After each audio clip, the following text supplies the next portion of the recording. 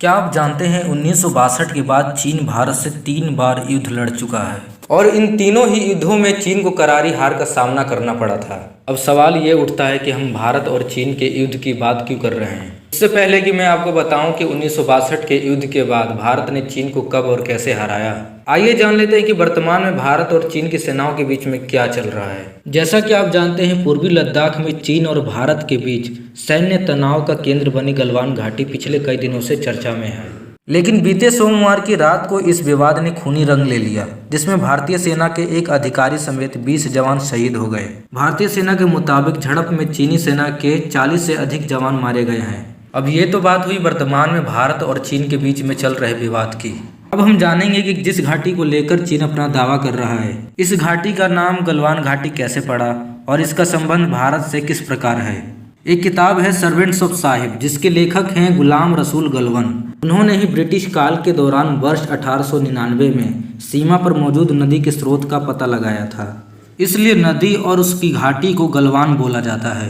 अब आइए जानते हैं चीन भारत से 1962 के युद्ध के बाद 3 बार कब और कैसे हारा। दरअसल भारतीय सेना के जवाबी कार्रवाई में चीन के 40 से अधिक सैनिक मरने के बाद चीन पूरी तरह बौखलाया हुआ है। इसलिए चीनी सरकार के मुखपत्र ग्लोबल टाइम्स द्वारा भारत को कभी युद्ध की धमकी दी जा रही है तो कभी 1962 जैसा परिणाम भुगतने की चेतावनी दी जा रही है। 1962 में भारत की हार जरूर हुई थी, लेकिन आपको बता दें कि वो एक सैन्य हार नहीं थी, वो एक प्रकार की राजनीतिक पराजय थी। जब जवाहरलाल नेहरू की सरकार हिंदी चीनी भाई भाई के नारे में खोई हुई थी, तभी 1962 की लड़ाई चीन द्वारा विश्वासघात के रूप में भारत को प्राप्त हुई थी। परंतु चीन को 1962 के आगे के इतिहास को भी याद रखना चाहिए। 1962 के बाद भारत ने चीन को 3 बार हराया है, जिसमें 1967 में 2 बार और 1987 में 1 बार। आइए जानते हैं 1967 की पहली लड़ाई।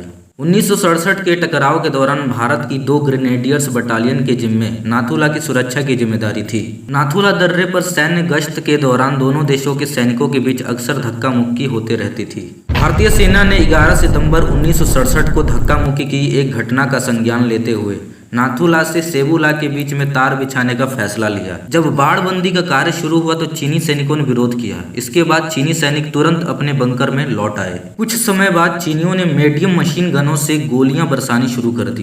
प्रारंभ में भारतीय सैनिकों को नुकसान उठाना पड़ा। पहले 10 मिनट में 70 सैनिक मारे गए, लेकिन इसके बाद भारत की ओर से जो जवाबी हमला हुआ उसमें चीन के सभी इरादों पर पानी फिर गया। भारतीय सेना ने सेबुला एवं कैमल्सबेक से अपनी मजबूत रणनीतिक स्थिति का लाभ उठाते हुए जमकर आर्टिलरी पावर का प्रदर्शन किया। कई चीनी बंकर ध्वस्त हो गए और खुद चीनी आकलन के अनुसार भारतीय सेना के हाथों उनके 400 से ज्यादा जवान मारे गए। भारत की ओर से लगातार 3 दिनों तक दिन रात फायरिंग जारी रही।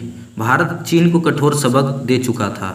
चीन की मशीन गन यूनिट को पूरी तरह तबाह कर दिया गया था और 15 सितंबर को दोनों सेनाओं की ओर से युद्ध विराम हो जाने पर वरिष्ठ भारतीय सैन्य अधिकारियों की मौजूदगी में शवों की अदला बदली हुई।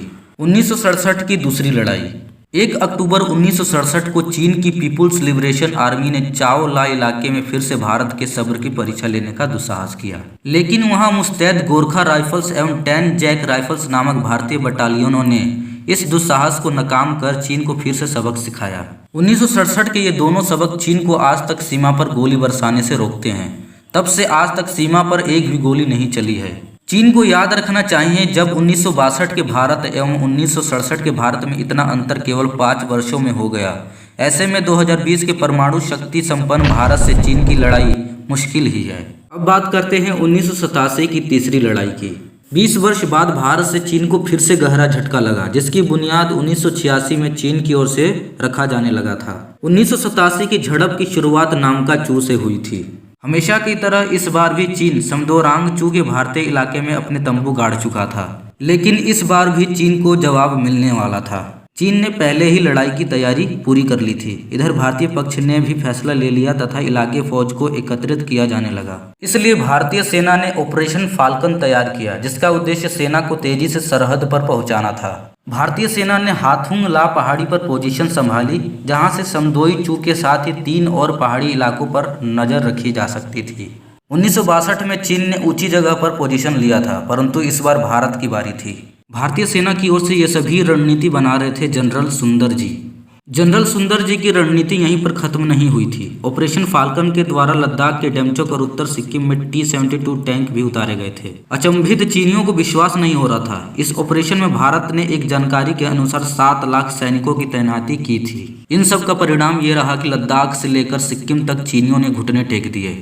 इस ऑपरेशन फाल्कन ने चीन को उसकी औकात दिखा दी थी और भारत ने शीघ्र ही इस मौके का लाभ उठाकर अरुणाचल प्रदेश को पूर्ण राज्य का दर्जा दे दिया। चीन के मुखपत्र ग्लोबल टाइम्स को 1967 एवं 1986 में मिली हार के अतिरिक्त यह भी याद रखना चाहिए कि वियतनाम युद्ध के बाद चीनी सेनाओं ने कोई भी युद्ध नहीं लड़ा है, जबकि भारतीय सेना सदैव पाकिस्तानी सीमा पर अघोषित युद्ध से संघर्षरत ही रहती है। और तो और चीन की इतनी काबिलियत नहीं है कि वो भारतीय सेना से पहाड़ी क्षेत्रों पर मुकाबला कर सके।